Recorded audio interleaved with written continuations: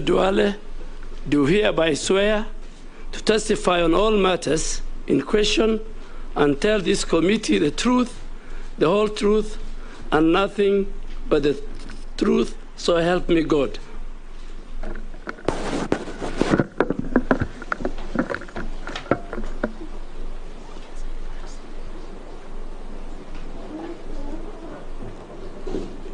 The Honorable Duale, welcome to the committee. We want to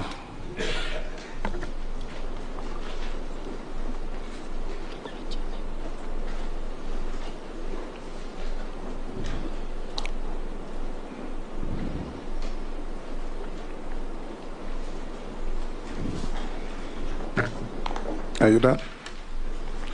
This committee is chaired by the Speaker of the National Assembly, Senator Moses Wetangula. Membership includes the Deputy Speaker, Gladys Boss, on my right. I want to invite members for the Hansard. In fact, the Deputy Speaker should introduce yourself for purpose of the Hansard. After that, colleagues, introduce yourselves. Gladys Boss, member for Uasin Gishu County and Deputy Speaker of the National Assembly. Yeah, my name is Opio Wandai, MP Ugunja, and leader of Azimio Coalition. Junet Mohammed, MP Suna East. Owen Baya, MP for Kilifi North. Robert Mbui Kadhiani. Ferdinand Kevin Onyonyi, Member of Parliament Kwanza, member of this committee. George Gitonga Murugara, Member Tharaka.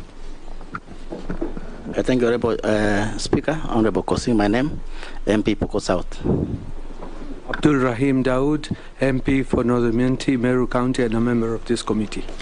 Nelson Arap Koech, MP Belgut constituency. Good afternoon.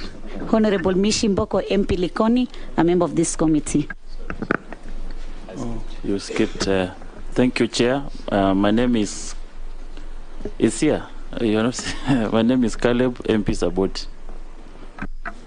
Didoraso, MP Saku.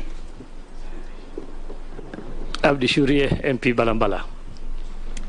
Stephen Mule, MP Matungulu. Naisula Lesuda, MP Samburu West.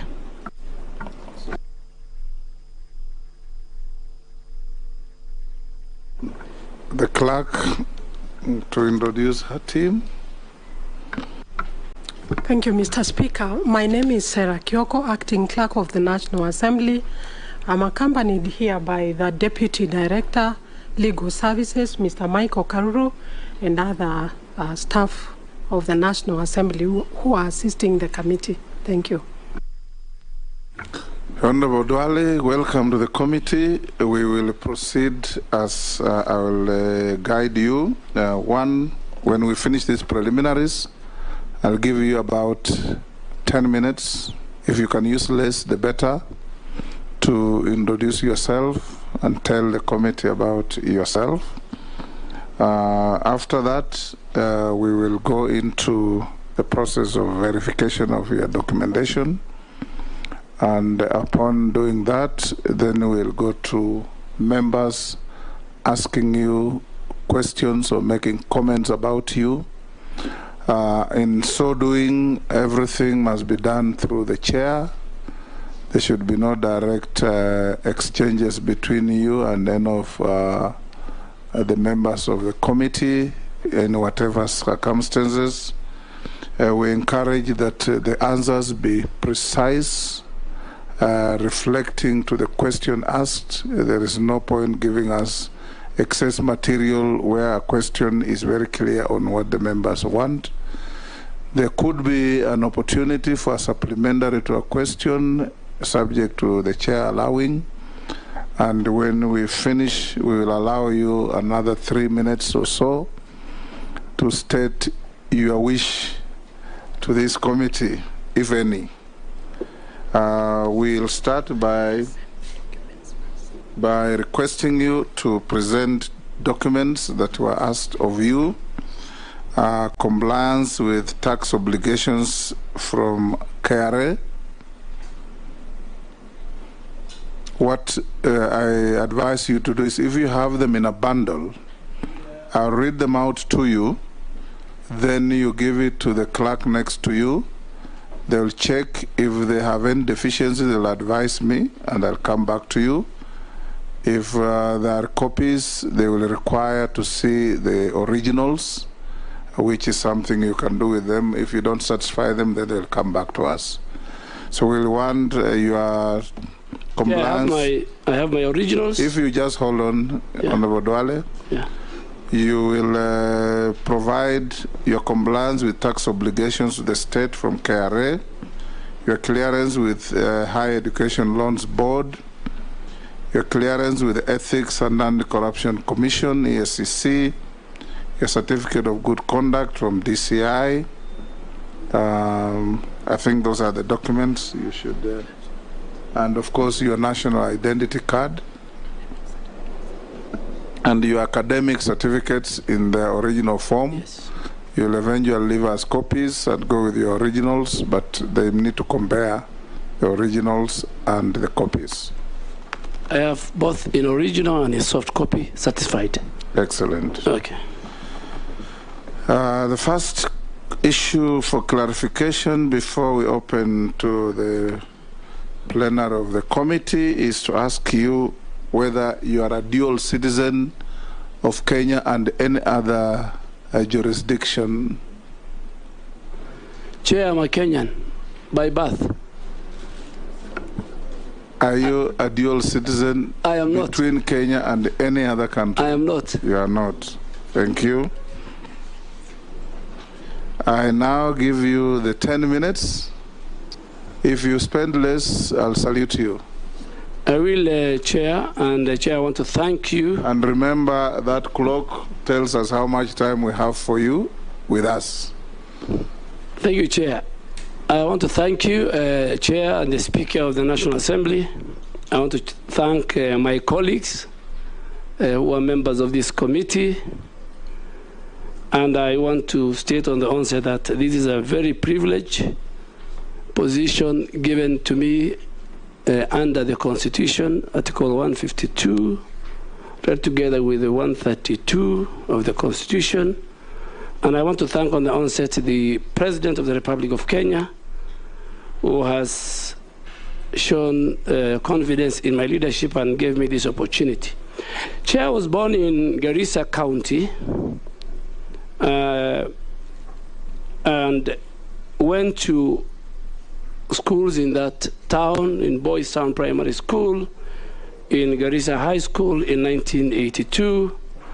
I went to Moi Forces Academy in 1986.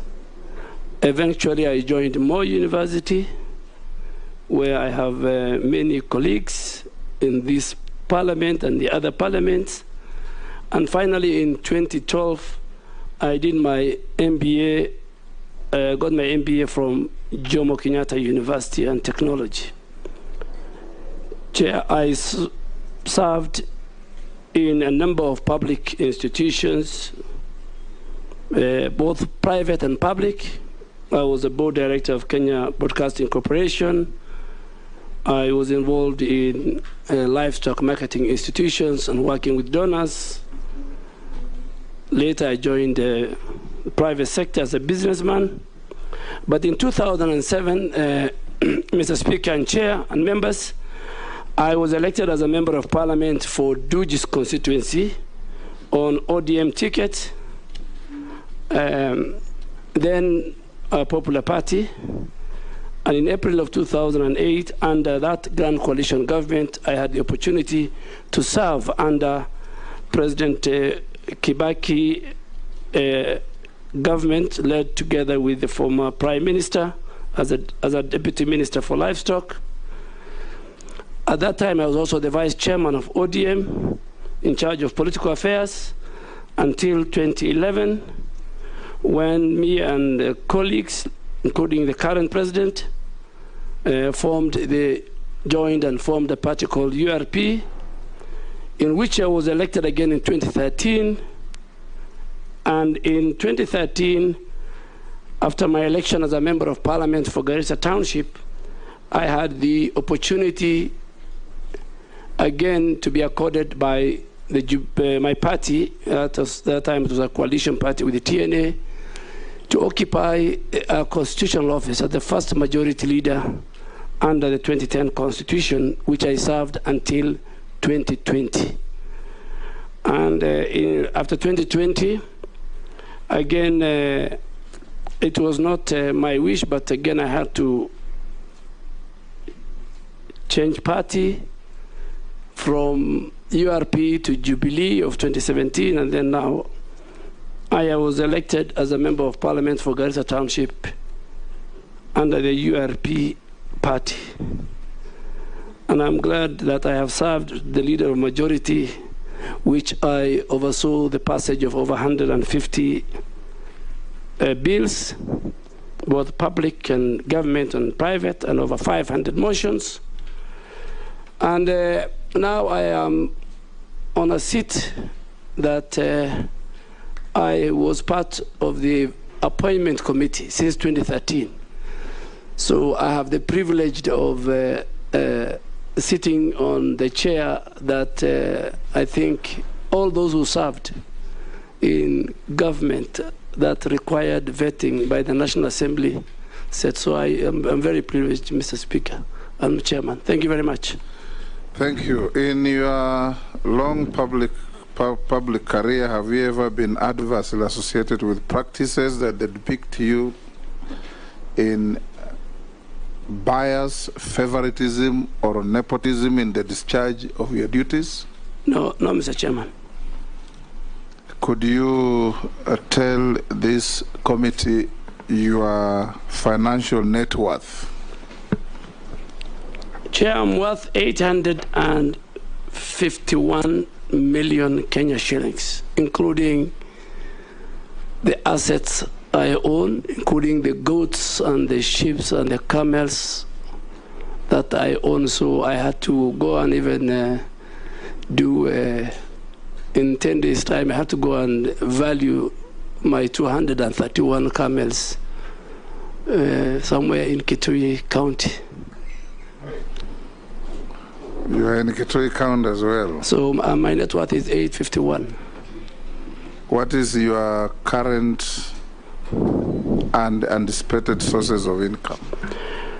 My current source of income annually in terms of rentals and others is about 10 million shillings. I will now open the floor to members. You understand? And I'll give the first bite to the distinguished Deputy Speaker. Good afternoon. As a nominee for the Minister, for the Cabinet Secretary for Defense, you will have to deal with issues of Kenya's territory and boundaries. For a long time, Uganda has been a good regional partner. We had previous claims in the past where Idi Amin said that the territory, the Kenyan territory, part of it, the Migingo Island, was in fact a part of Uganda. That problem has not been resolved. There's many recurrent arrests of our fishermen, and that has not been resolved despite us having good relations with Uganda. What are you going to do to secure that contested part of Lake Victoria? You will record, we'll take 4 questions from 4 different members, then you answer them together. Majority Leader. Thank you, Honorable Speaker. Honorable Duale, I have 2 questions in quick succession. One, you hail from the Somali community that cuts across Kenya, Somalia, and probably to Djibouti. And as much as you have stated that you hold no dual citizenship,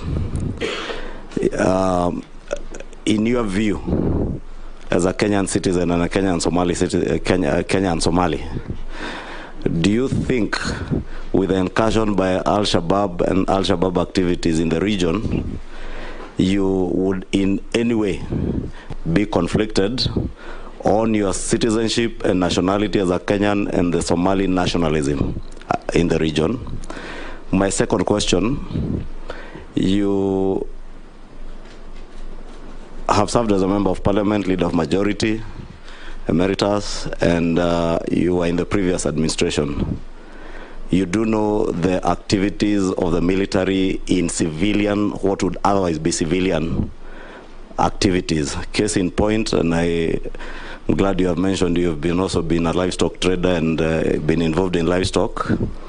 The military has been involved in KMC. Military has been in Nairobi City County under NMS and various other civilian duties.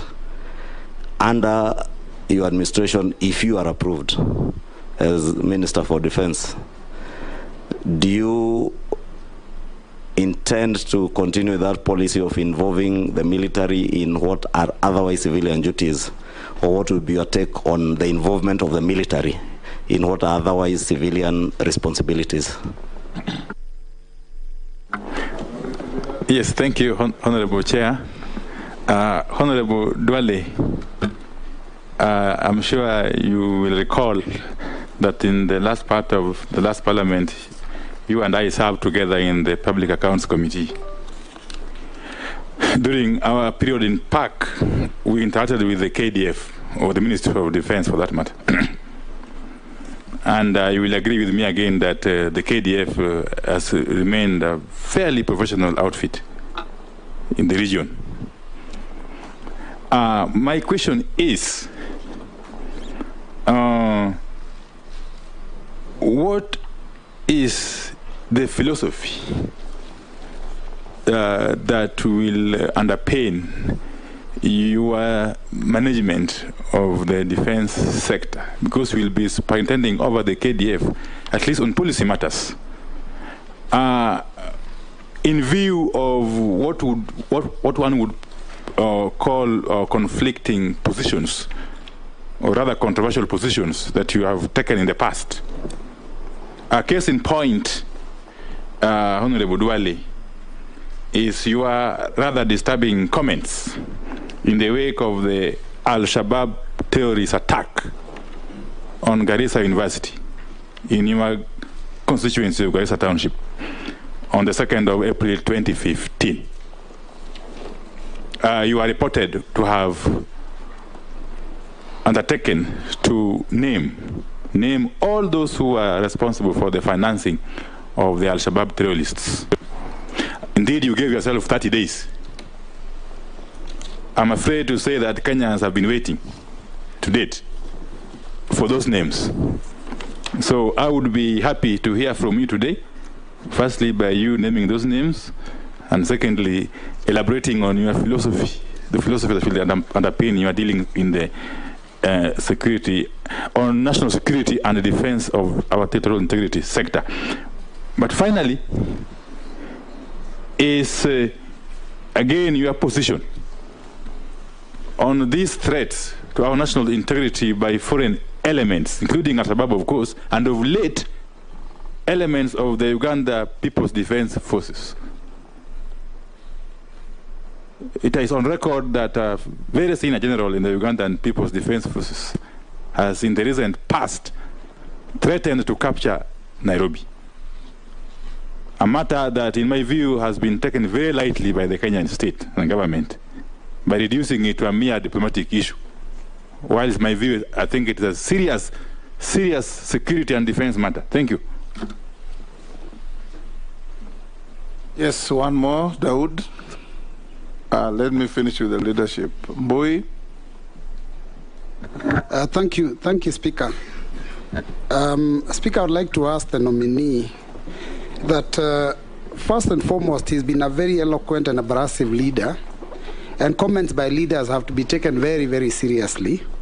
Case in point being what my leader has just mentioned, the comments by a Ugandan general.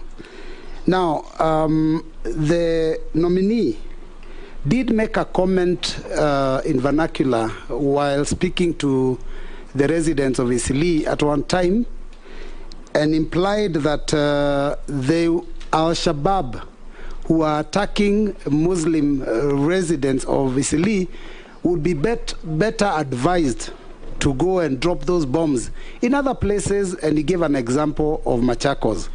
Now, considering that he's now going to be responsible for managing the Kenya Defense Forces, and they have much more firepower than the Al-Shabaab, do those comments still stand? And secondly, while he was majority leader in 2013, he was very clear in his mind about cabinet being made up of people who are not politicians. And several times he did mention that. Has his position changed now that he has been nominated and he is a well-known politician? Thank you, Chair. Honorable Duale, you can deal with those four. Thank you, Mr. Chairman and Speaker. Let me start with the question by Honorable Boss Sholei, the Deputy Speaker. I agree with you that the key mandate of KDF within the reading of Article 241 is to protect the sovereignty and the territorial integrity of the Republic. That is a core mandate of KDF. And that will stand. KDF will at all times protect our nation from any external aggression. Coming to the matter of Migingo in Uganda, there is already a government boundary committee which was set up, which is yet to give its final report. And along that line, the International Boundary Committee under the Office of the President, in terms of the executive order, is also dealing with the matter. And more so, there is an MOU between the Kenya Defense Forces and the Ugandan Defense Forces on a number of cooperation agreements. And I think that will also help in solving the matter. Coming to Honorable Ichung'wah, the leader of majority, I think there is a narrative and a perception about the Somalis in this country. Somalis, not only are they in Djibouti or in Mogadishu, in Somalia, Somalis have a congresswoman in the US. Somalis have a minister, there's a Somali minister of housing in Canada. So Somalis, wherever they are, the citizenship where they belong is where they are loyal to. And I saw to the Constitution as a member of parliament. So I treat me as a Kenyan Somali, just like the way you treat the other communities in this country. And I'm not the first one. I'm not the first Somali to hold the defense portfolio. Honorable late Yusuf Haji was one. I'm not the first Somali to hold a serious security docket. General Ali was the Commissioner of Police. Prefer you call yourself Kenyan Somali because no. I think I should not use Kenyan Somalis. I am a Kenyan.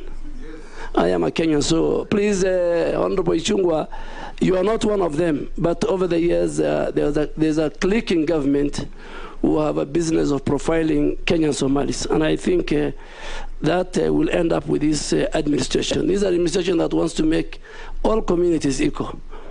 So I will serve the people of Kenya in the docket of defense portfolio in accordance with the Constitution. Two, on the militarization of the civil service, I want to make it categorically very clear that under Article 241 of the Constitution, the Kenya Defense Forces have three functions. One function is the one that I stated earlier: protect the sovereignty and the integrity of the Republic of Kenya, and two, to assist civilian and other government agencies when called upon on a matter of emergency and disaster, with, again, the approval of the National Assembly, that they go and assist. And there were many cases, including even during the terror attack of Westgate, but they must come back and report to Parliament on the numbers. They must gazette first. They must report to Parliament on the numbers they have used, the resource they have used, and the personnel they have used. The third function of KDF, according to the Constitution, is when they are called upon to help when there is insecurity that the National Police Service cannot handle. And that is the case in point. Currently, KDF is in Turkana and Baringo, and making sure that that section of our country is safe and secure. And again, with the permission of the National Assembly, which they're going to report to you, Mr. Speaker. Honorable Wandai talked about KDF is professional on policy matters. Yes, I served with you. But one of the functions of the CS Defense, apart from guiding the policy of the Defense Ministry, is to monitor and evaluate all projects, whether it is infrastructure and everything within KDF. So I will have an oversight over what is going on in that. But let me come to this story which has been haunting me since 2015. You know, and I've answered it, I think, over 1,000 times, Mr. Speaker. And that was after Garissa University, unfortunately, one of the most lowest moments in my life as a member of parliament, where 143 innocent, promising young Kenyans lost their life. And I was with the whole leadership of Northern Kenya, whether they are governors, senators, members of the cabinet, and I was reading a statement on their behalf. And what we said was, and I still will say today, is that we urged our communities, because the communities' roles are very important in the war against terror, that the communities must come out and must help government and must help the security agencies in identifying among the communities or among their neighborhood or when they come across the border, or who are the financial. So we're urging the communities to play their role. But of all the media houses, KTN decided to twist that and said Honorable Duale is going to name the financiers within 30 days. I have no capacity, and I don't have the constitutional mandate to investigate who are financiers. That is, I think, the job of the Director General of National Intelligence, General Kamweru. So I think going forward, that question can be answered. I mean, I don't have the capacity. Then there's a question of Honorable Wandai on what the general in Uganda have said. I want to make it clear that KDF shows posture. KDF believes in diplomacy, and our country believes in diplomacy. And our country does not react to tweets. We react to official government position, and I'm sure the same general has other tweets later. So I think KDF had no role to respond to that. Those who want to know the capability and the posture of Kenyan Defense Forces, they showed it in KDF Day last week. They will show it during Mashujaa Day, the way they do in other days. So I think let's treat the tweets of the general with the contempt it deserves. We should not bother. And I think the Kenyan people on Twitter dealt with the general before even Foreign Affairs and KDF were to come in. Honorable Mbui, I think you need to, because you have a background of a general. Your grandfather was a general, just like the way my father-in-law was a general, and we went to the same school. But you have limitation in the Somali language, Honorable Mbui. I think you need to go and view and get a good translator. The same statement I made in Somali, in Isli, Mr. Speaker and Chair, was again misrepresented by one of the media houses I don't want to mention, but I don't think I am that reckless. I have served the people of Kenya in various capacity, and I don't think I will And I have not discriminated. I am ready to work and protect the people of Kenya, defend them as per the Constitution. But, Mr. Speaker, if I just go back to the issue of, which I didn't answer well, on the militarization of civil service. If you look at Article 4 of the Constitution, it says Kenya is a multi-party democracy.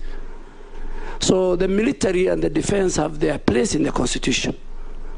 And that is why, again, Mr. Speaker, it says KDF must work within the national values in Article 10, Sub-Article 2, in Article 232, Sub-Article 2, on public service values, and in Article 238, Sub-Article 1 of the Constitution.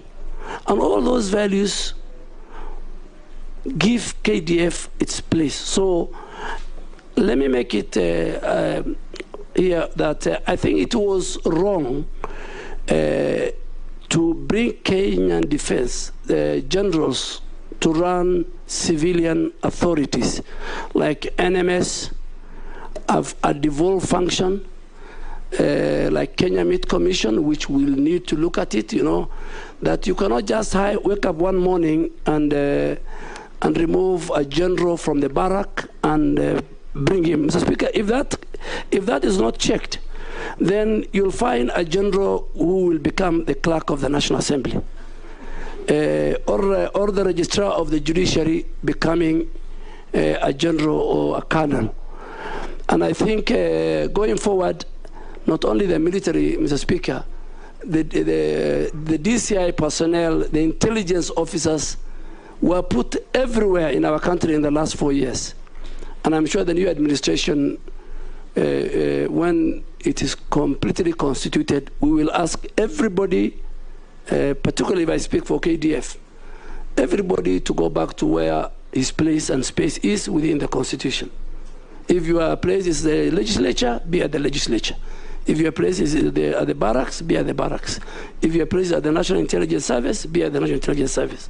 Unless you're called to do extra service in the course of duty of the nation.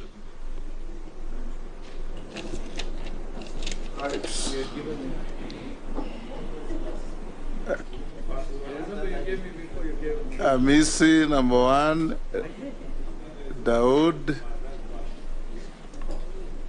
Mishi, and Kosing. You are a regular host of the military.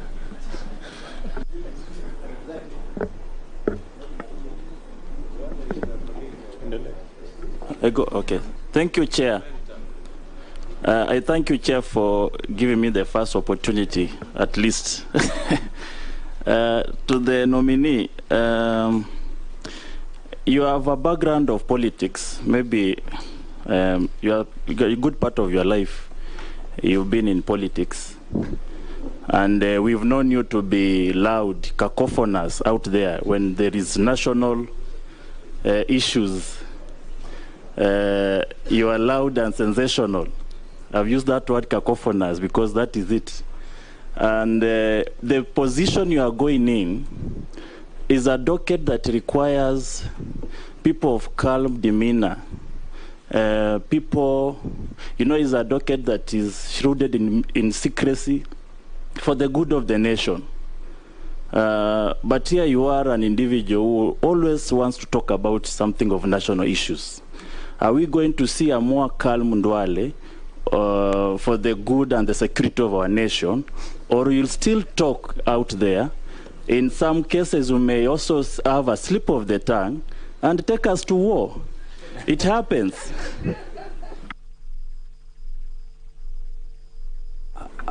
Thank you, Chair and Speaker. First of all, congratulations to the nominee for defense, Honorable Duale. And I want to agree with you. You are first a Kenyan and later a Somali, because I'm first a Kenyan, then a Mumeru, then I'm a nation. I want to ask you, Honorable Duale, because if you are approved as the Minister or CS for Defense, KDF always does recruitment every other year, but to get into KDF, you have to part with a lot of money. There is corruption, there is bias, there is discrimination. How will you ensure that that is stopped and meritocracy is there? The second thing is about buying or military hardware. We have not been to war for ages, I know. We're just giving peacekeepers. But our budget for military equipment is always there in the budget. So are you, when you come in, will there be some rationalization or reduction in buying military hardware so that we can reduce that budget to go to the hustlers, as you always say? Thank you. Thank you, Honorable Chair, and for giving me this opportunity. And as you said rightly, I'm a host of KDF. Allow me to ask the nominee, Honorable Chair. Honorable Duale, of course, we have been with you in Parliament and as our leader of majority. But what do you think the President saw in you to nominate you to defense? Not any other thing. Not finance. No. What is it that he saw? Isn't that an unfair question? That question should be asked. No, not really. No, it's not unfair. He's capable, Honorable Chair, to handle that. He's capable. Not really. He's capable. Number two, Honorable Speaker, Honorable Nominee and Honorable Duale. There's this notion in our security that you only quell insecurity or cat rustling using military operation. And there's something you have been talking, Honorable Duale, very passionately on extrajudicial killing. Very passionately for the years I know you in Parliament. In my view, Honorable Duale, military operation, which of course now, as you know, it's in Tiati and other places, is also extrajudicial killing. And it has never brought peace. This is a fifth government.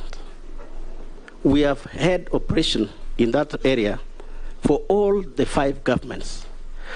With you coming, Honorable Duale, and you know extrajudicial killing, which this military operation is doing to innocent Kenyans, what will you propose, Honorable Duale, that is different, that will bring peace, harmony in the entire region, and not to militarize people, and not to bring extrajudicial killing in the name of operations? Thank you, Speaker. Yes, Honorable Duale. Chair, one left. Oh, yes, there is. Sorry. Yeah, thank you, Chair. My question is on counter-terrorism and security. This is about the dilemma of our troops in Somalia as Kenya continue to be hit by the Al-Shabaab. And the reason sometimes people say it's because our troops are in Somalia. So my question is, how do you intend to balance between our national security and human rights issues in terms whereby we keep on losing our soldiers? Again, we keep on losing Kenyans through so many attacks by Al-Shabaab, the Westgate, Dusit Hotel, Kikambala, US Embassy, and so many others. That is my question 1. My second question, I want to put a reference from a reading from Major Retired Lucy Wairimo, who is a celebrated military psychologist.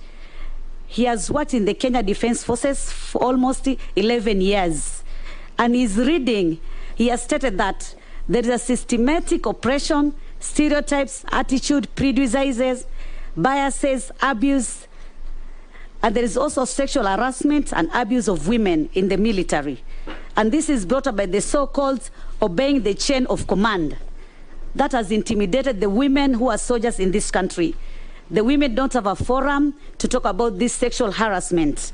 Anytime you talk about it, you're intimidated, you are given a transfer, you are demoted, and so many other issues. So how do you think you're going to put some strategy to ensure that women soldiers are not violated in terms of their rights, that women soldiers can also enjoy when they're in that working environment?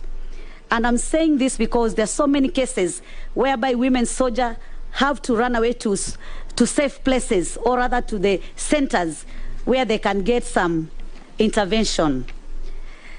To finish my question, I want to say, are you intending to review the allowances, or rather the welfare of our gallant soldiers who go for peacekeeping mission. Some are injured, some are killed. The families don't get compensation. The processes are just too long. It is hectic, and so many challenges. The mental health cases, what we have witnessed right now, so many gallant soldiers, they're committing suicide, killing their families, killing themselves. So what are you going to put in place to ensure that even mental health issues are going to be addressed in the Kenya Defense Forces? I thank you, Honorable Speaker. You have violated the rules, but I forgive you. You should be asking just one question. Honorable Duale, you can answer the four. Honorable Duale, Speaker, let me start with the Honorable Amisi. I don't know what he meant. I mean, I do and speak based on the work I do. So when I'm the leader of majority, when I'm a member of parliament, I speak, and I speak my mind. When I become the Minister for Defense, if this House approves me, I'll speak the way a defense minister is supposed to speak. If the President later changed me to the Minister for Sports, I'll speak the way a Minister for Sports is supposed to speak. So I am a veteran, and I think I can do that. So you have nothing to worry. Don't worry about my demeanor, and I'm sure since I was nominated, I have started behaving like a Minister of Defense. So I'm sure you have not heard about me unless I am on the floor of the House, Mr. Speaker. The Speaker, Honorable Daudi talked about recruitment and corruption. Yes, I agree, and I have can confirm to this committee it has been coming to the floor of the House every time there is a recruitment of KDF, either through a statement, through a motion, through a committee hearing. And I think KDF has been very, very hard on this. They have been sensitizing the public, telling them don't lobby, don't canvass, don't pay. And at the moment, there are about 7 officers and 16 service men and women who are facing court cases, and 4 of them have been charged. So it's a matter KDF takes it very seriously. Even a number of people who are recruited with fake certificates, if they are found in the middle of the training session, they are handed over to the Anti-Corruption Commission. On military hardware and budget, yes, we must at all times show the military posture. Threats, external threats are increasing. They are changing their mode. We have cybercrime. We have new technology. And I think KDF, like any other defense forces, must be at the level that they can defend, protect the independence, the socio-economic well-being of our nation, and the freedom of our people. For them to do that, and that is a function given to them in the KDF Act and in the Constitution, for them to do that, they must have the capability and they must show military posture at all times within our region and within the continent. So we will invest more, and I think this House, when it's called upon for more budgets for military hardware, Mr. Speaker, I think we need to look at that, because external threats are very, very important. Honorable Posing, the Speaker said, I think that question, if you get an opportunity to somewhere with the President appointing authority, ask him why you chose Honorable Duale to go to defense. That is a prerogative right of the appointing authority. If I now start saying other things, I might lose my job. So I don't want to go into that area. It's above my pay grade. Extrajudicial killings, Honorable Posing, I agree with you. Mainly what's happening within the National Police Service. And you have seen the action that the President has taken. It was one of our key things in our manifesto, that never again will the people of Kenya be butchered like rats. Those men and women who are in charge of the security, their work is to protect and defend lives and property of our people. Mr. Speaker, our judicial system is so robust that even on terror related, there's a specific piece of law on how to deal with the terror suspects. On other Kenyans, it's well documented. So there is no lacuna in law.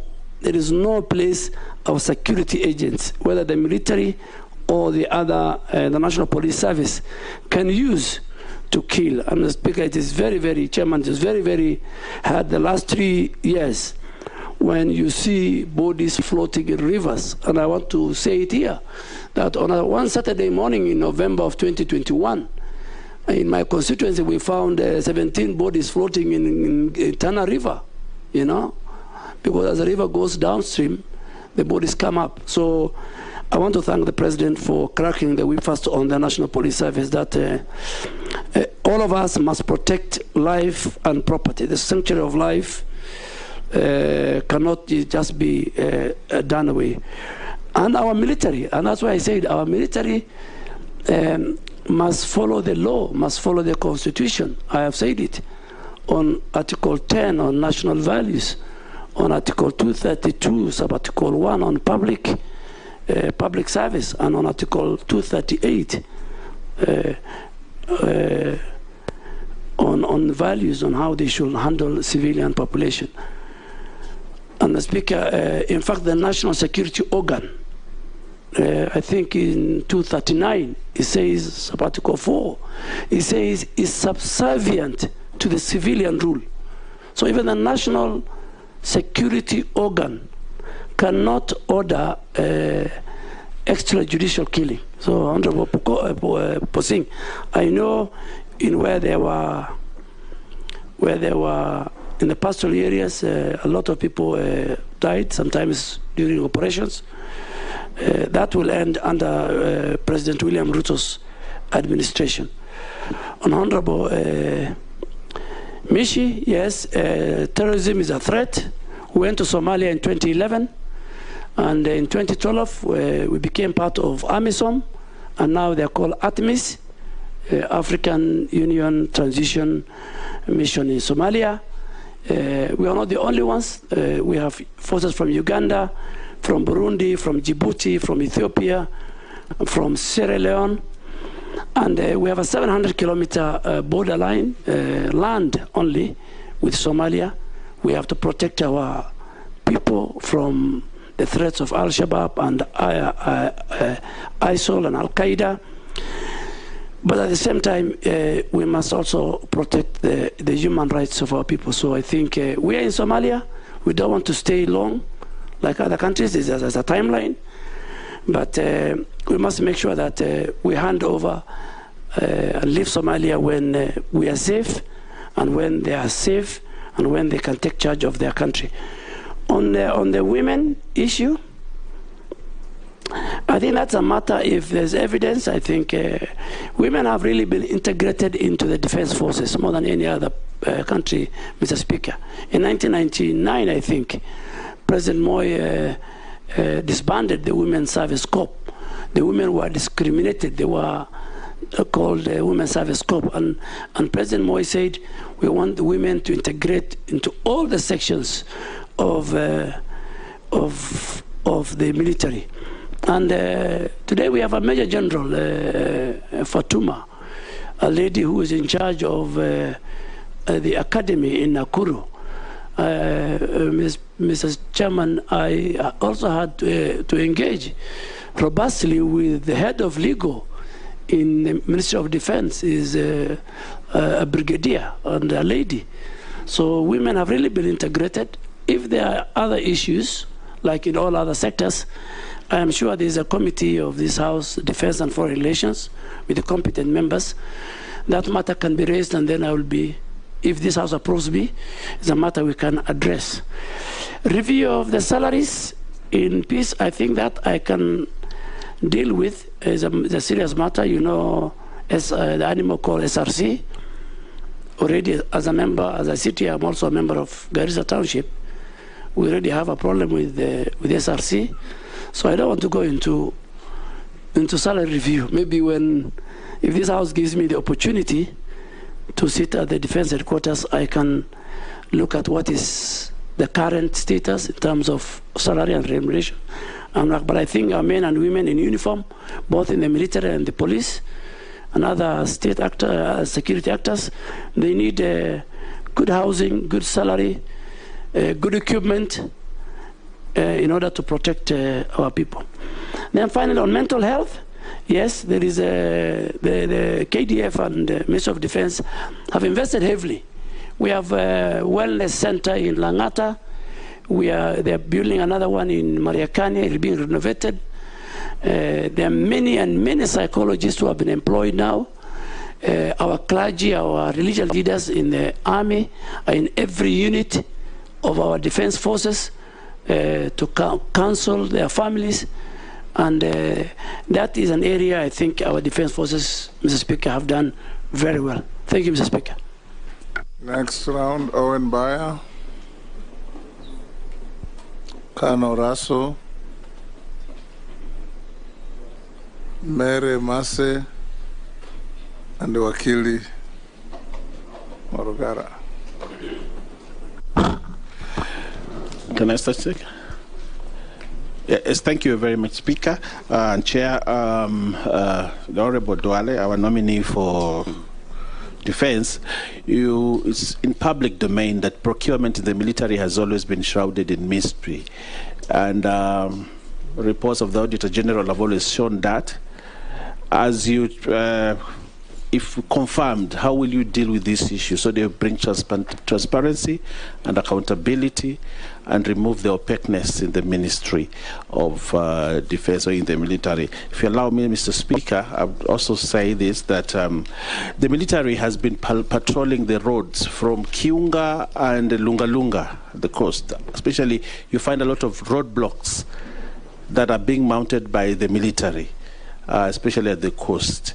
When I asked about this, I was told there's an executive order, there's something that is unacceptable. It is only in the coast where the military stops vehicles, stops citizens and asks them to produce IDs, and if you're not producing an ID, you're bundled into a military vehicle. And yet you believe that military should do what is its mandate in the Constitution.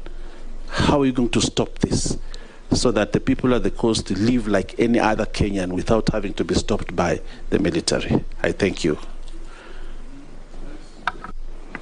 Thank you, Mr. Speaker. Honorable Duale, I invite you to Article 241, Sub-Article 3, Sub-Article C, the deployment of KDF in areas to restore peace and stability, that is in any part of Kenya. Whereas the issue of internal security is largely the domain of the police forces or NPS. You coming into defense and also from pastoral communities that are largely affected by this instability and unrest, do we see you likely to demand for more involvement of KDF in such scenarios? Just a subsidiary, you come from the north. Although somebody said Somali, but I don't believe he's Somali.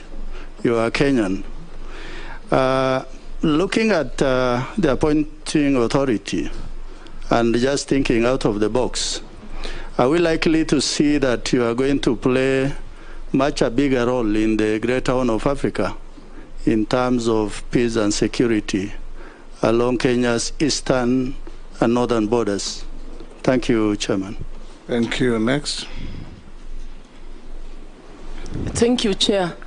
Chair, allow me to revisit the issue of recruitment.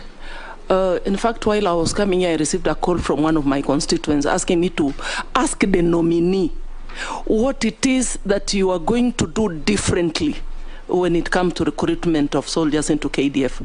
Because, Chairman, the truth is the concern of majority of the Kenyans who are hustlers is that they have had to sell their pieces of land, They have had to borrow even loans to secure placements of their sons and daughters into KDF. So the nominee for this position, if we approve you, what is it you're going to do? Are you going to change the design, the manner, the design in which these soldiers are recruited? And my second concern again is on our level of preparedness. Kenyans are concerned. What is it that we cannot deal with this issue of cattle rustling? Rustlers from neighboring countries attacking our people within our own territory. Yet we have KDF. What are you going to do to bring to an end this insecurity, especially in northeastern regions, once and for all? Thank you. Thank you. Thank you. Thank you, Mr. Speaker. Nominee. He's a nominee. Nominee. Kenya has one of the best armies. Let me use armies, whether defense forces or whatever. I mean, their reputation is extensive. And this is the reason why we are invited constantly to go and keep peacekeeping missions all over the world. We've gone all over. Number one, apart from that reputation, which possibly brings us pride, what other benefit do we get from these peacekeeping missions? Because we are lucky our army doesn't go to war, apart from when Somali asked for it, and later we became a peacekeeping force. Number two, we know very well that our army soldiers are very well trained. They are professionals, very qualified engineers, doctors, and other professional fields. Do you ever intend to try and diversify what they do so that when they are not out there keeping the peace, we actually have them here doing development work? Like they are doing roads for us, they are doing bridges for us, and in fact offering even medical services in hospitals where there are no doctors, because we feel maybe this is a better way of making use of them when they are not actively involved in matters combat. Yes, Honorable Duale. Thank you, Chairman. Honorable Owen Bayer talked about procurement in the military.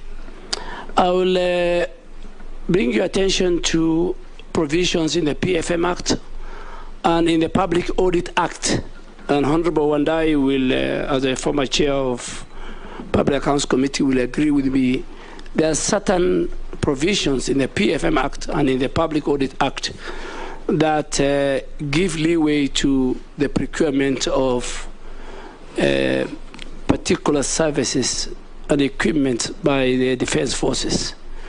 And this is because we are in a very competitive world, so we don't want to expose our military hardware to our competitors. So even the Auditor General has certain leeway what to audit, what are these, how do they procure equipment.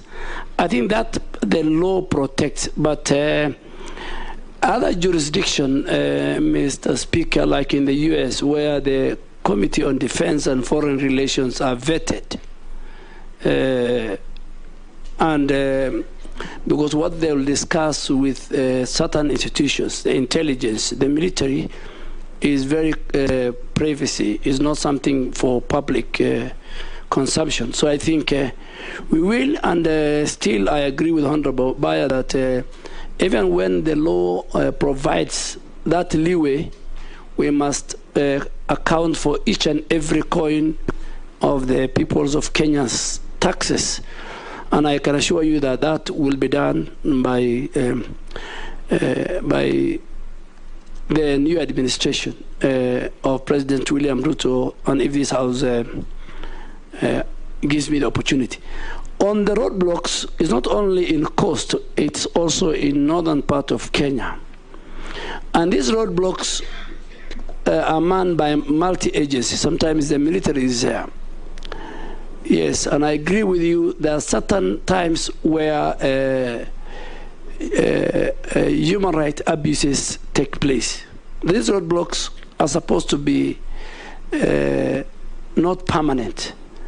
They're supposed to be based on intelligence, and they're supposed to be based on looking for a particular person. But at times they are put there, and I am sure the National Security Council, the Kenya Defense Forces Act, the National Police Service Act, all these acts are guided principally by the values in the Constitution. I mean, this is a democratic country. In fact, for KDF, it says in the act, they must at all times defend and protect the Bill of Rights. The Bill of Rights is wide. It talks about human rights, you know, and all this. So, Honorable Baya, I don't think if this House agrees with me that those roadblocks will be roadblocks with a purpose and not to disfranchise and affect the human rights of the people. I am also a victim. If you drive to Garissa, you'll find those roadblocks. Those roadblocks, just like the way the president dealt with the men and women who were involved in the extrajudicial killing, I'm sure even those ones who are now manning roadblocks, with the new IG coming, if the houses, both houses approve, things will be different. Kanoraso, yes, you stated the Article 241(3)(c) is where there is a conflict, there is insecurity in our country, and KDF is called upon. It is not my powers to send KDF to internal.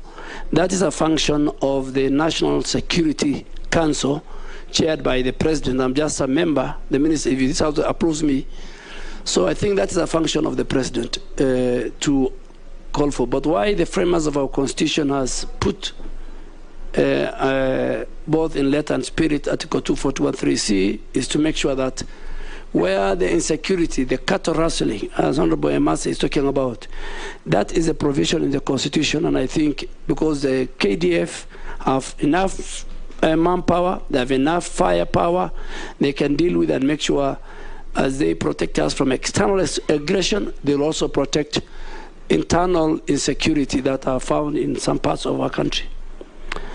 Honorable Raso, yeah, will you be involved in the Greater Horn of Africa? Absolutely.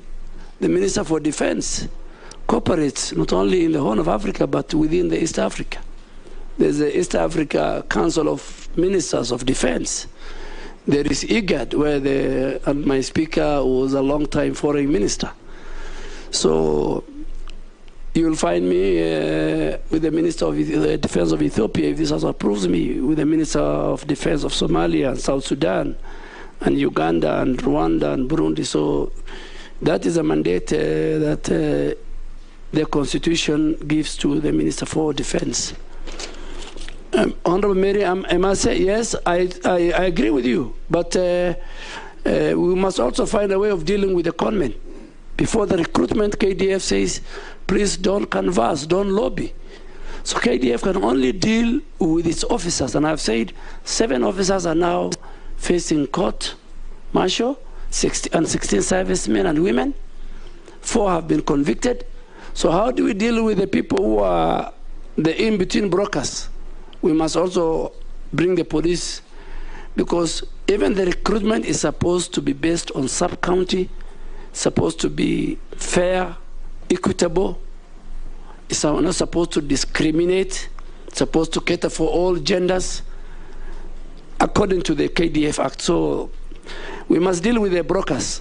Then KDF, the Defense Ministry, will deal with its officers who are engaged in corruption during recruitment. My good friend, the member for Tharaka, asked me about peacekeeping missions. I think peacekeeping missions, not everybody gets it. Why Kenya has gone to many peacekeeping missions is because of its professionalism. That's why today if you go to Namibia, Kenya is respected. Today if you go to South Sudan and many other countries, if you go to Sierra Leone, if you go to Liberia, you'll find them there. They're doing a good job. I agree with you. at times, KDF does community work. They have got the engineering that can do a lot of dam construction, borehole drilling, offering medical facility. And all those equipment and those issues were seen, and they paraded them during the KDF day. And I'm sure our new commander-in-chief was very happy with those equipments. And he asked them that they should get involved in, particularly in dam construction and in water borehole drilling and in healthcare. Thank you, Mr. Speaker.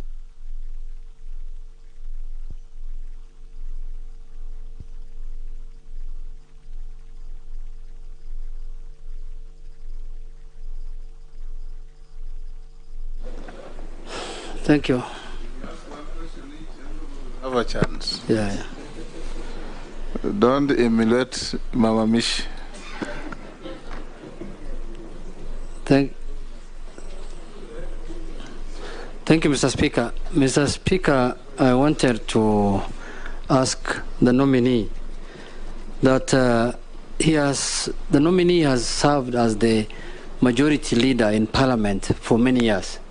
Actually, he holds the record of serving the highest number of years as majority leader since the new constitution came into place. And for that reason, many bills came through his name to the National Assembly, Mr. Chairman. But there are times when bills that were draconian in nature came through his hands. And they were very draconian in the bills themselves, and he also implemented them in a draconian manner. Example of those bills are like the Security Amendment Bill in 2014. There was also even the issue of the appointment of the Inspector General. The first Inspector General was nominated in a manner that had public participation, where the National Police Service was allowed to advertise the job, then shortlist people, then take it to the President. But in his own wisdom, the majority leader amended that Act of Parliament of the National Police Service and gave fiat to the President to appoint the Inspector General. There was the cybercrime. I served with him very closely in Parliament for the last 10 years. So does he regret that those draconian laws and that draconian culture now that freedom has arrived in Kenya? And the last one, Mr. Speaker, is there are people being harassed at the Lake Victoria by Ugandan Defense Forces, fishermen. Fishermen are unable to fish in that area where we represent. The Ugandan forces are all over the lake. What plans does he have to defend Kenyans or fishermen in nature, or not only pastoralists and camel herders?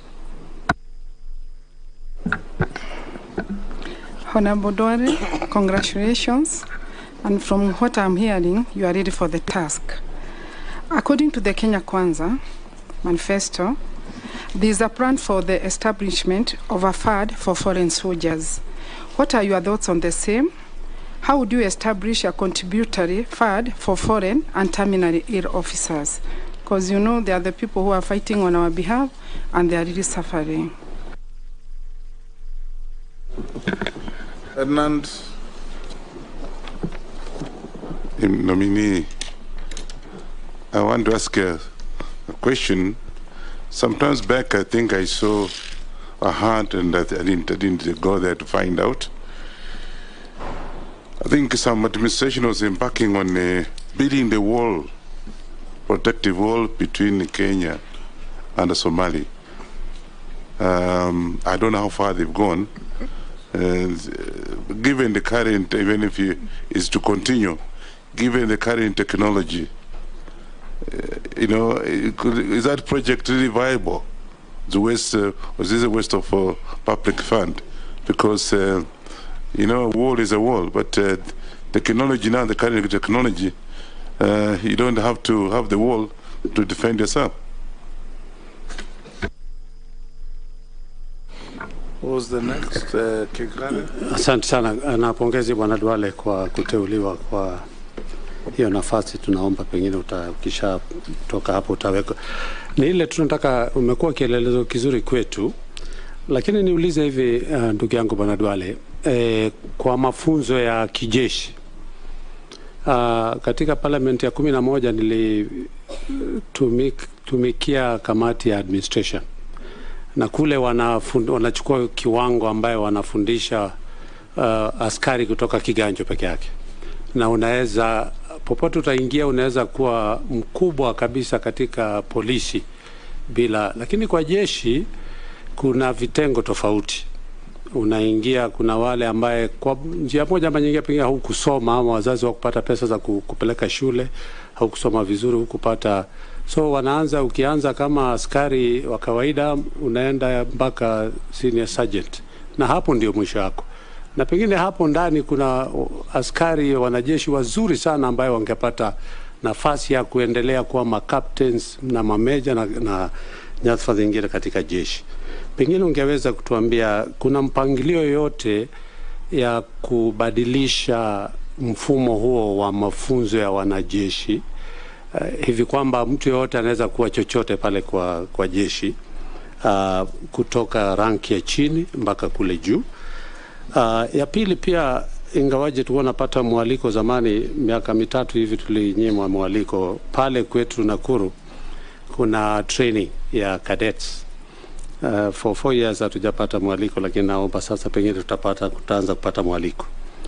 Tunapoenda katika ile siku ya pass out, tulikuwa tunaona kuna wanajeshi wengine kutoka Uganda na nchi zingine za majirani. Na ile swali lilikuwa tunaulizana, pengine kwa sasa tuko marafiki na nchi jirani, na baadaye pengine hatujui itakuwa namna gani.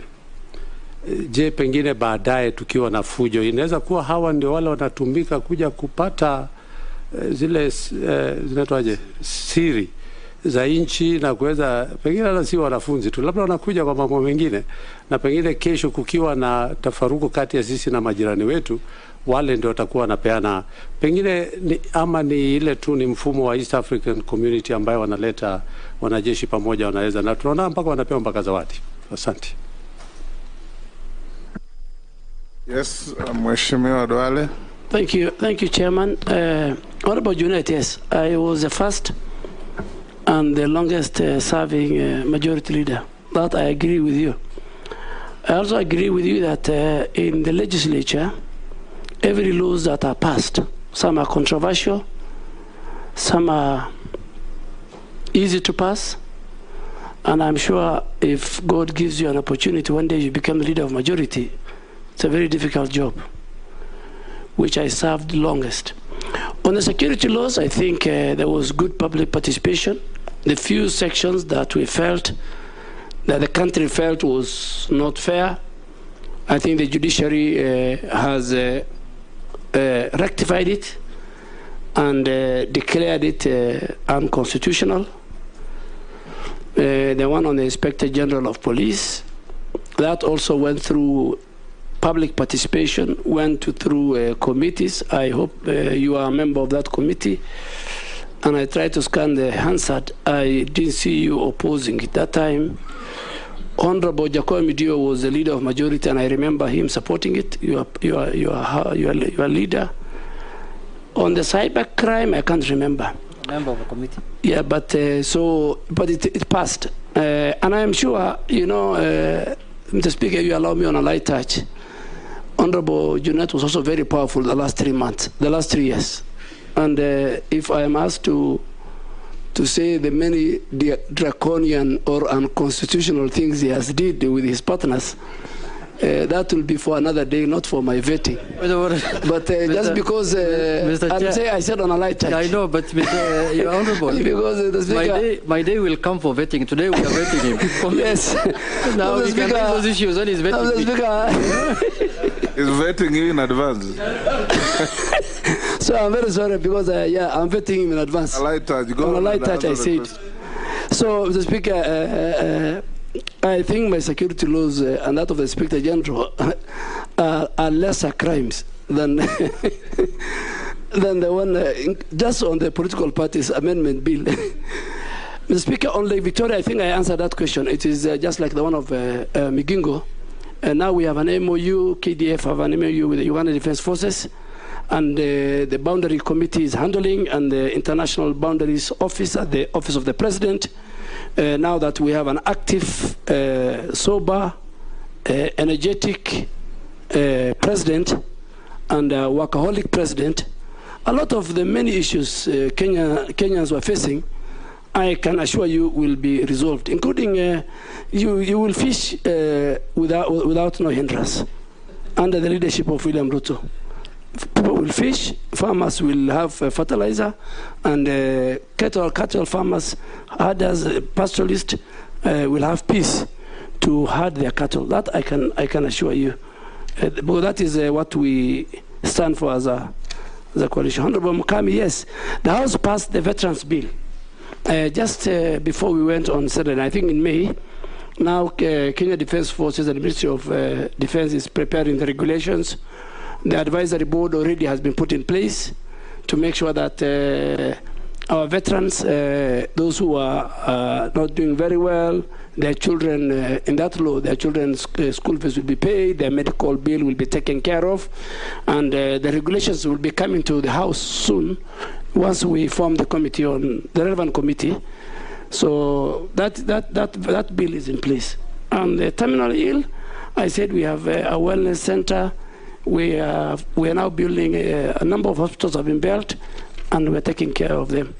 Honorable Wanyonyi, yes, the wall in Mandera, that is a practice that was picked from other jurisdictions. It was happened in the US, between US and Mexico. It is in Israel, is in Egypt, is in Pakistan. I think once if this House approves me, then we'll review. But still, KDF has put over 19 fortified bases along our border with Somalia for surveillance and for deterrence to make sure that our country is secure. And in the last 3 years, our country was very, very secure to the good work being done by Kenya Defence Forces. Honorable Gikaria, yes, we have Eldoret where we train our servicemen. We have Lanet where we train cadet. We have the National Defence College where not only Kenya but even the region send their top of officers. It's a prime college in the region. I'm sure the Defence Committee has visited. And then we now have the National Defence College, and we want to have our country to be a hub. And when they come even from other countries, they pay. The way we have Kenya School of Monetary Studies is a school of its kind in the region. Kenya School of Government, Kenya Revenue Authority, and I'm sure, Mr. Speaker, under your leadership, you will enhance the Parliamentary Institute, where we want to tap the talent in our country from neighboring countries to send. So, but there is always, Honorable Gikaria, career progression in KDF. Nakuru Academy, you have been denied. You know the reason why you have been denied. I want to confirm to you that not only me, the Commander-in-Chief will allow each and every leader to be given access in his area when the president or anybody in government is there. We were in Laikipia over the weekend, and I'm sure members, the governor, the senator, the women rep, and members of parliament from that region, all of them are with us. So that was why you were denied, because you were not, I think, politically correct, I may say. But I want to say it to all. Things have changed. As Honorable Duale said, there's freedom. So even if we go to other areas where we will serve the people of Kenya, and leaders must be respected, whether from the MCA to the highest office. Leaders must be respected, and that is why I think those of us who have served in politics and in leadership, our officers will be very open to you. You will see a change. Mr. Speaker, I think I have finished. You've exhausted those. Yes. Now, Naisula, Koech, and Mule. Thank you, Chair. And we'll conclude with the Deputy Speaker. Okay, thank you, Chair.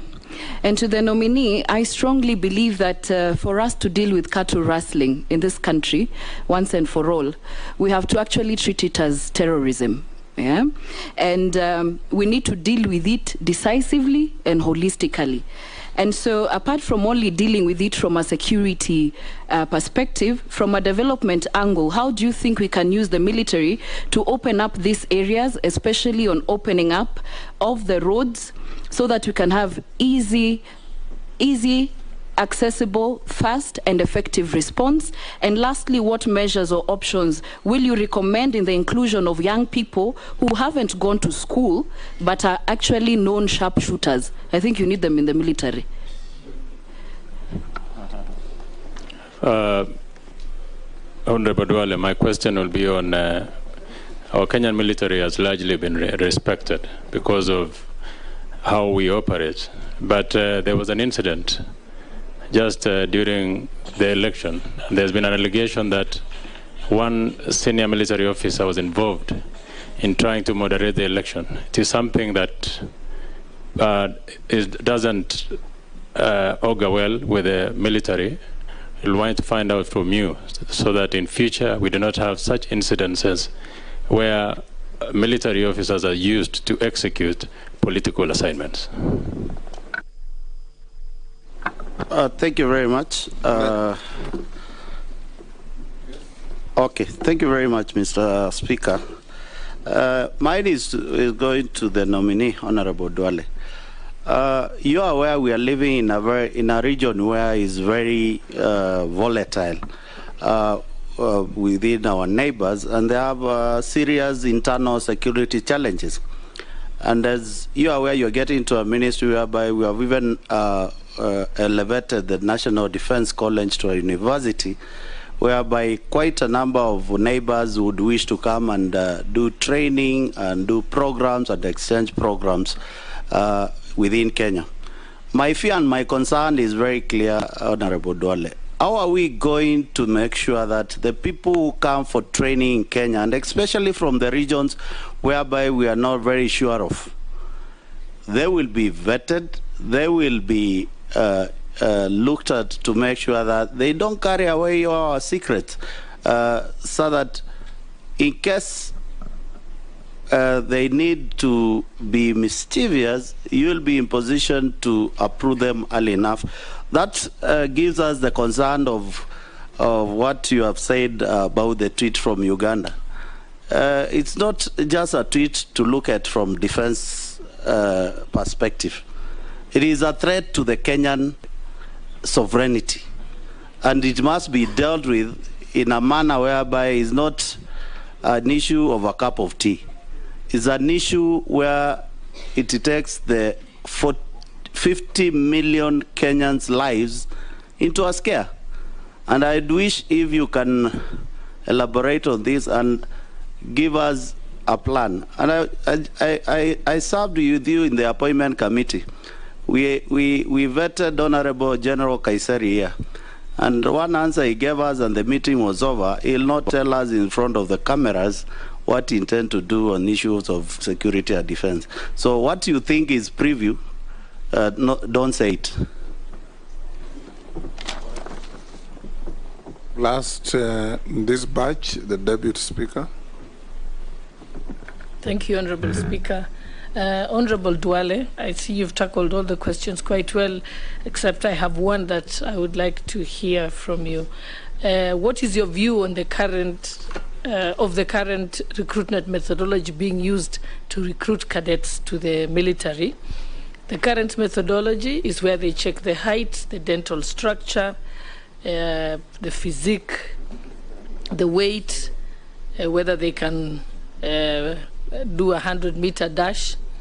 Never mind that those who are checking the dental structure are not dentists, as opposed to having more modern methodologies of measuring their ability using objective measuring tools like psychometric tests and even a mental evaluation, because we know that a lot of them sometimes don't cope and they eventually get into mental illnesses as a result of the fact that they didn't really have the competence and the emotional ability to be able to take up the job. What's your view?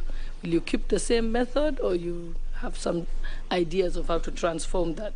And also the issue, the fact that the military doesn't recruit at cadet level people with disabilities or people with various disabilities. Yet sometimes, even if someone is on a wheelchair, they're probably a brilliant IT expert, and it's a skill that is required in the military. Again, how is that as a human rights issue? Thank you. I'll also ask you one or two small questions. You may recall, Honorable Duale, that through the African Union security architecture, it was designed to set up standby regional forces, East African standby force, West African, Central Africa, Southern Africa, and so on, for rapid deployment in helping deal with security concerns within those regions.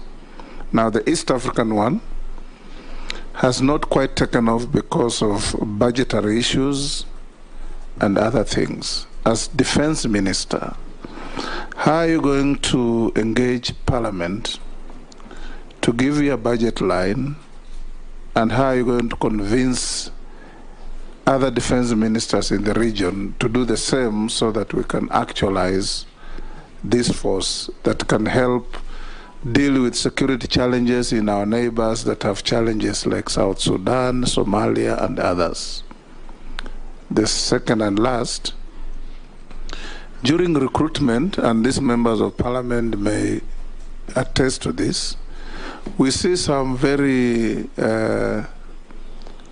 unhealthy discrimination processes. If you are short, you can't go to the army. We see recruits being asked to open their mouths and see whether one tooth is missing, or if you have discolored teeth, or things, or if you have a scar on your back, things that really have no bearing in your capacity to act as a military officer. How are you going to deal with this? Because if a child at birth had a scar and has grown through life, gone to school properly, why should that scar be a deterrent in joining the army? Thank you, Mr. Speaker. Mr. Chairman, let me start with Honorable Sula. Yeah, cattle rustling has been pandemic and chronic problem within the security architecture in our country. And I remember one time we wanted to amend the law and put it under the penal code. I don't think we have reached a stage where we should put them and categorize them under terrorism. And if you look at the Terrorism Act, the Speaker and Chair and members, I don't think cattle rustling falls within that. Cattle rustling just needs a committed security, multi-security agency, a committed political will, a committed government that will make sure roads are open, development are taken to those regions, and culprits are dealt with. And even use Article 241, Sub-Article 3, C, as Honorable Raso has said. And this government is ready to do that. Secondly, more fundamentally, I think Kenya Defense Forces or the Ministry of Defense will set up bases and camps, serious camps, in those regions to deal with cattle rustling. And I can assure you, Honorable Member and the people watching me, that it will not be business as usual. Under the leadership on the Commander-in-Chief, Honorable William Ruto, it will not be. Secondly, I don't know, this civilian sharpshooter, where did he learn this skill? That self, becomes an issue. So how do you employ somebody already who is a sharpshooter? He must have learned that skill illegally.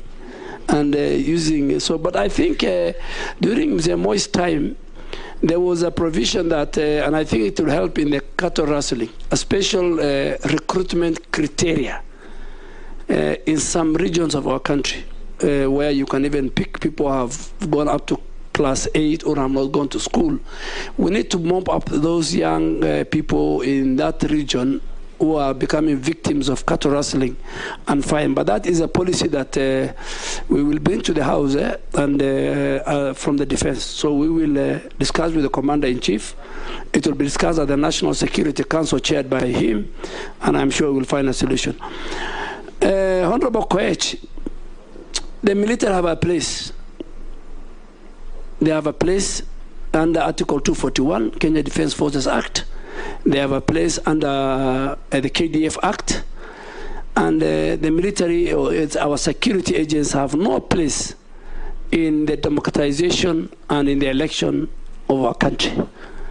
I don't want to be very fair to the gentleman who was there, but from my reading of the Constitution, I think that was not only him.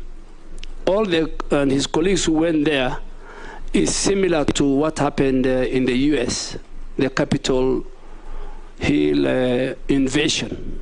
That was an affront on democracy. You cannot circumvent the will of the people. The will of the people must be respected. So that is a matter, I think, for the Commander-in-Chief, and that is a matter for the people of Kenya and the Constitution. And I'm sure once you approve me, because the Constitution says our defense forces must not be involved in political partisan. They must be professional. They cannot engage in things outside their mandate. So it is not only that officer.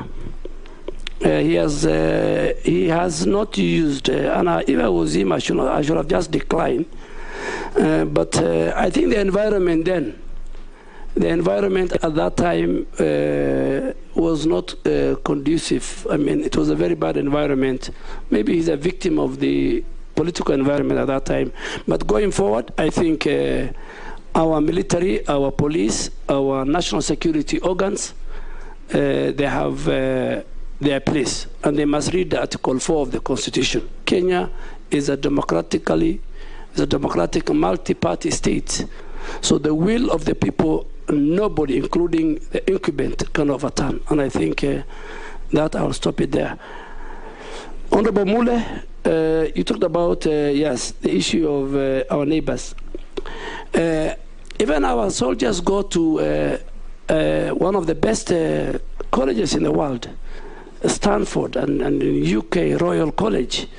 So our neighbors coming to our National Defense College is part of the practice worldwide. And what they are taught is what is taught in other military institutions.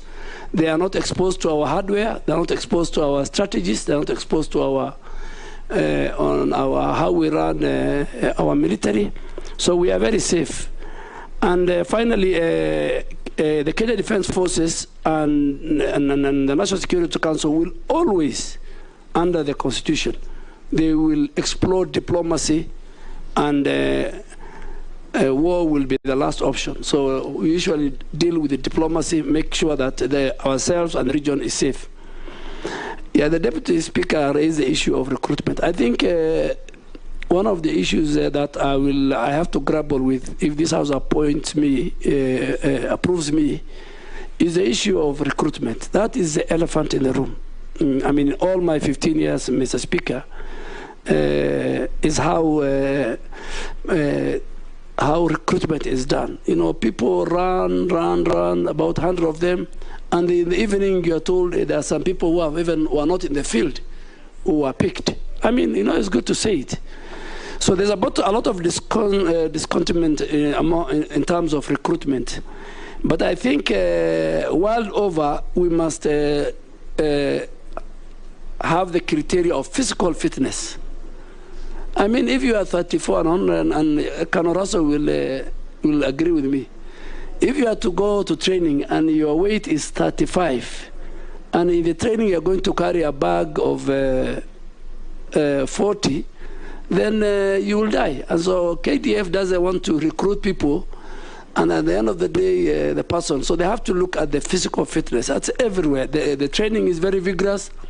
The training is tough. So it's not, we can't just pick, they can't just pick anybody. So they must pick the best of the best in terms of physical fitness. Even for the cadet, the same. The issue of do we integrate people with disability? I think it's a matter for discussion. It's a matter that the Kenyan people, in consultation with the Defense Ministry and National Security Council, to discuss. Speaker, you have raised a very good point. I mean, this stand regional force for rapid deployment was agreed on. But Mr. Speaker, as a former foreign minister, you'll agree with me that a lot of countries... When I was chairing the African Security Council. Yes. Yes, even the peace security organ of the AU. But you are aware, as a former foreign minister, that many times countries default on their contribution, not only to stand by regional force, but even to Yala. At one time, Mr. Speaker, we had agreed even our members to Yala should be part of our parliament in terms of salary and remuneration, because they can stay for 3 months without getting salary. So I think it's not, that is, countries don't want to commit themselves in paying their part of share and remittance. But I think ourselves from Kenya, they have a budget line, and we have been remitting our bit to the East Africa Stand Force.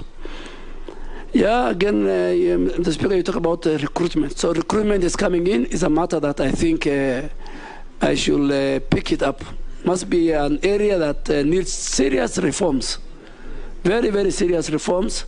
We need to know, because I have asked, and the KDF Act stipulates that the slots given to every sub-county is based on the number who are in the force from that sub-county, based on the census. But you know, an ordinary person in Likoni, for example, doesn't know how many are in the force. So if they're given 3 slots, we need to have a fair distribution of the Kenya Defense Forces, even for security purpose.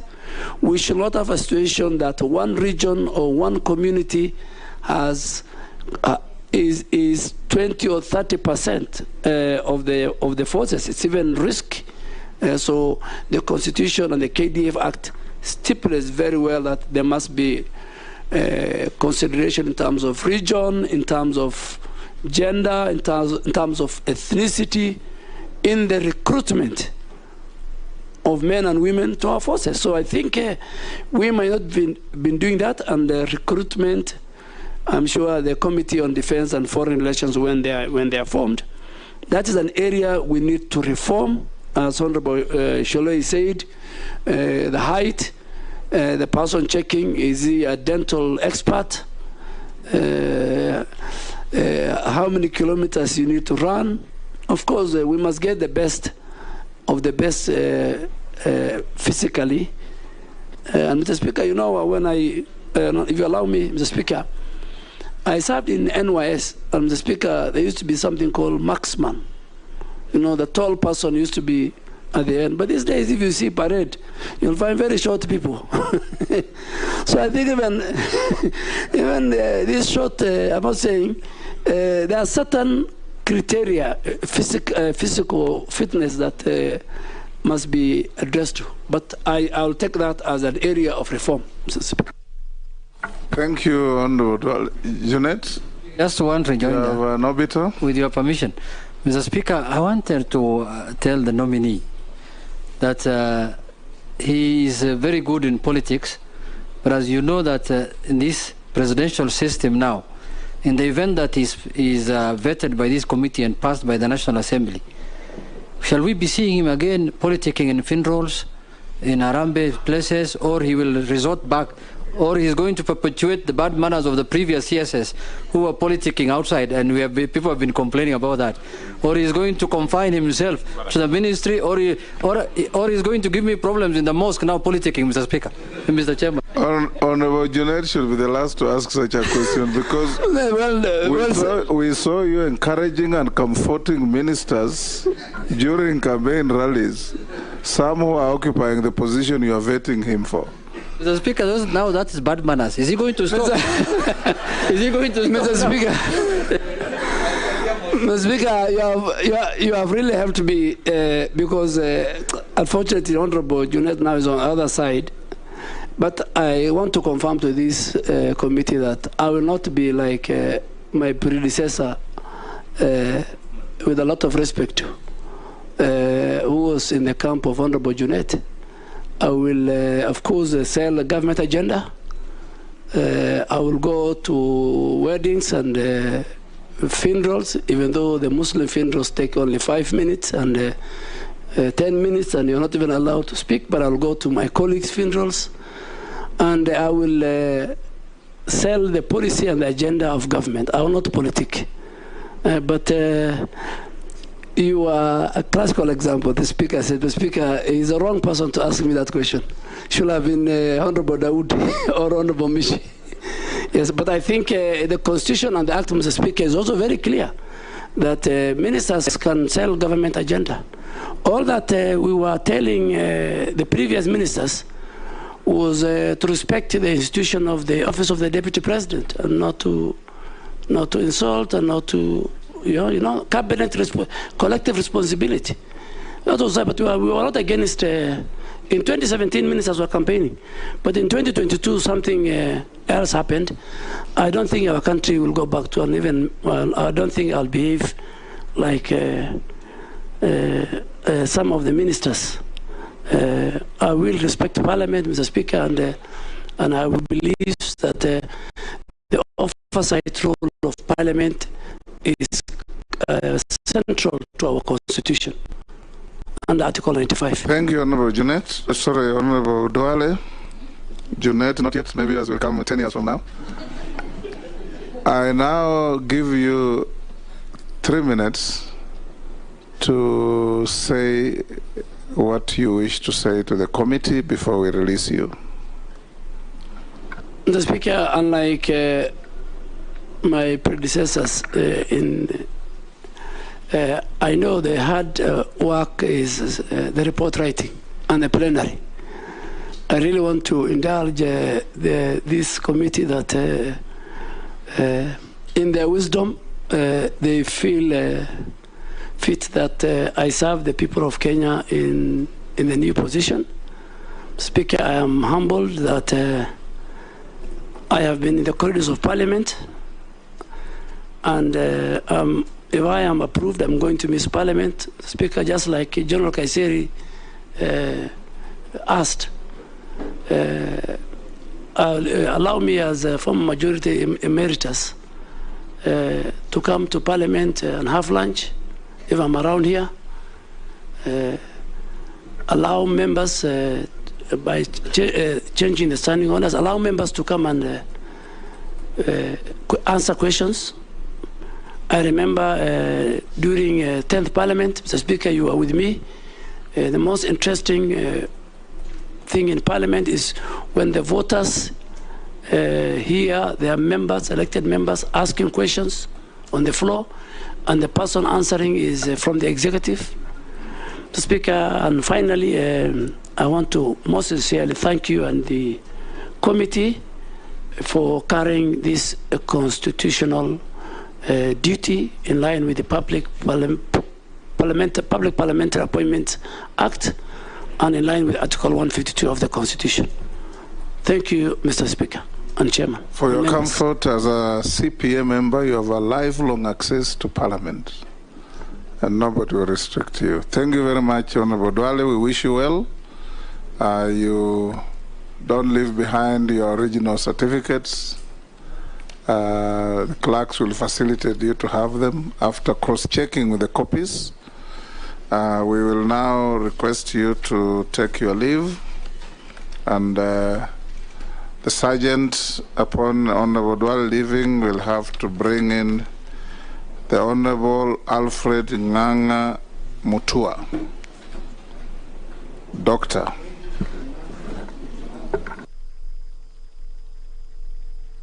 Nganga. Oh, it's different from the name.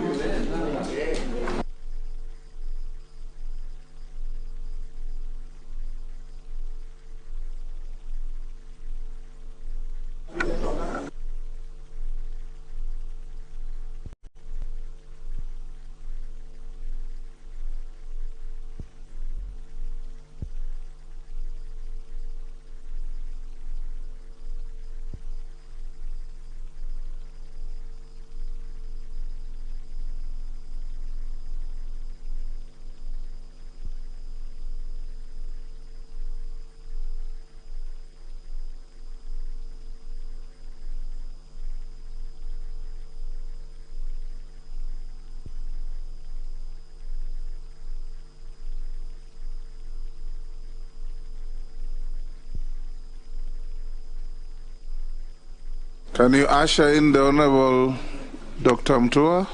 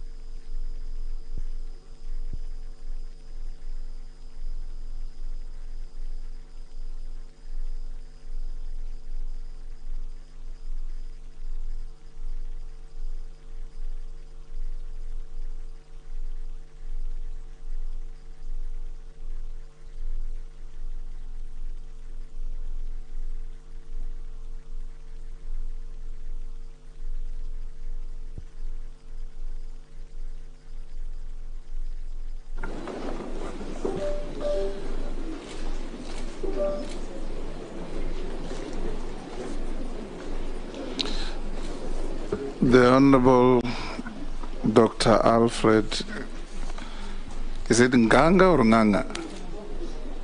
It's Nganga, sir. Nganga Mutua, EGH, welcome to the committee. There's a committee of parliament that will is going to vet you, or in some jurisdictions it's called confirmation hearings. You are welcome. We have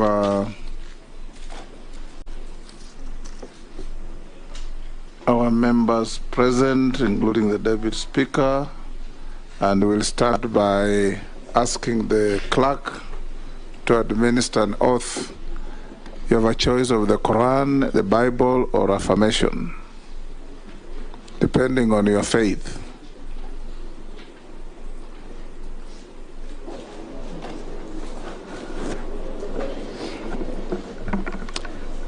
I, Alfred Nganga Mutua, do hereby swear to testify on all matters in question,